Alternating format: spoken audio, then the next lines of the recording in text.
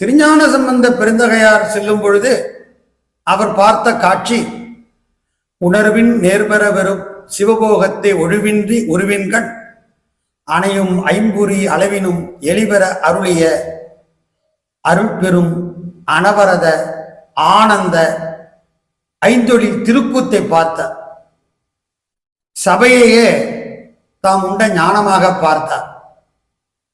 ஆனந்த கூத்தையே தாம் பாடுகின்ற அருந்தமிழ் பதிகமாக பார்த்தார்.